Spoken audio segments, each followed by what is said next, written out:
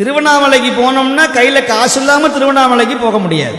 ஆனா காசு இல்லாம போறதுக்கான கோயிலுக்கு நீங்க போக மாட்டீங்க. ஏன்னா உங்க மனசுல பதிஞ்சிருச்சு, எங்க கூட்டம் அதிகமாக இருக்கிறதோ, எங்கு ஜனங்கள் அதிகமாக இருக்கிறதோ, எங்கு கடைகள் அதிகமாக இருக்கிறதோ அங்குதான் சக்தி அதிகமாக இருக்கிறது கடவுளுக்கு என்று நீங்கள் முடிவு பண்ணி விட்டீர்கள். சோழ நாட்டில் எத்தனை சிவாலயங்கள் கேட்பாரற்று கிடக்குதுன்னு உங்களுக்கு எல்லாம் தெரியுமா தெரியாதான்னு எனக்கு தெரியாது.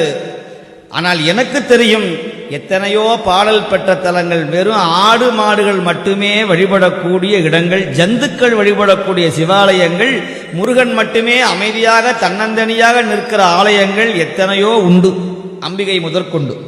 என்ன நீங்க எல்லாம் என்ன பண்றீங்கன்னா, அப்படி ஒரு கம்பியை கட்டி இப்படி போய் அப்படி போய் அப்படி வந்து அப்படி வந்து இப்படி வந்து அப்படி உள்ள பார்த்தா ஒரு திருப்தி, நேரா பார்த்துட்டோம்னா சக்தி இல்லை அந்த சுவாமிக்கு.